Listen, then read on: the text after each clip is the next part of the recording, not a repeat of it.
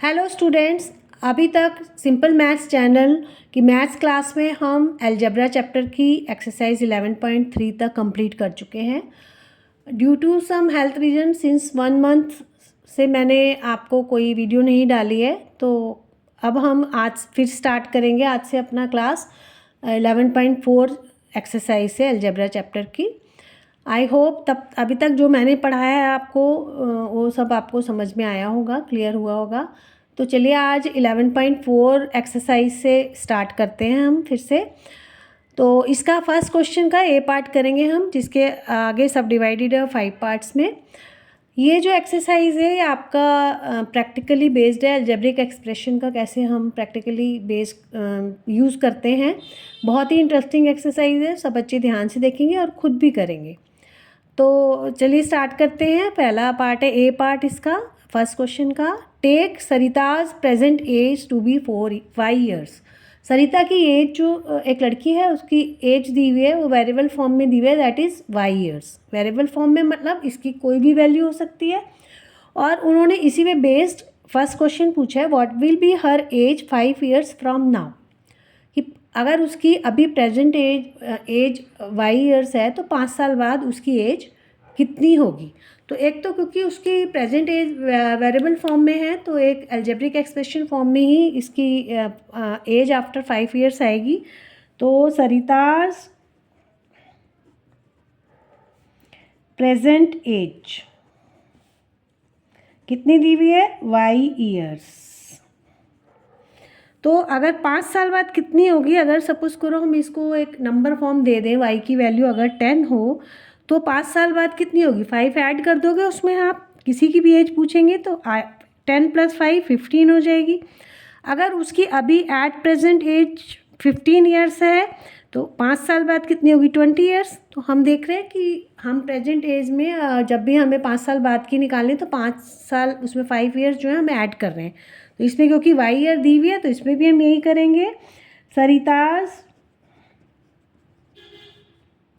As after 5 years कितना हो जाएगा, y + 5 ईयर्स। ये आपका आंसर आ जाएगा, वेरिएबल फॉर्म में आएगा। आप इसमें y की वैल्यू जो दी होगी उसमें 5 ऐड करके सरिता की एज आफ्टर 5 ईयर्स निकाल सकते हैं।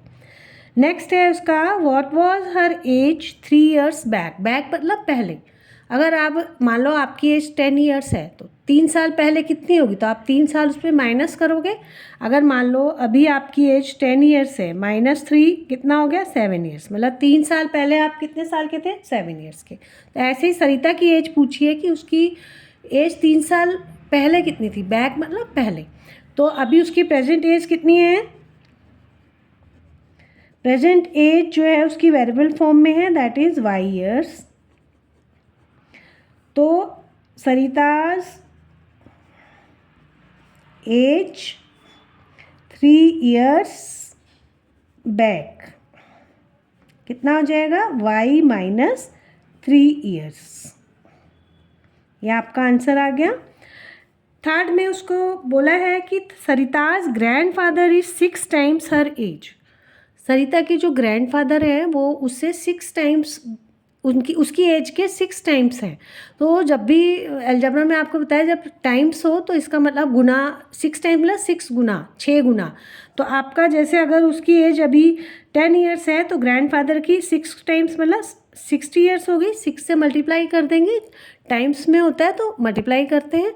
तो उसकी प्रेजेंट एज कितनी है, सरिताज प्रेजेंट एज हमें दी हुई है 5 ईयर्स। तो हर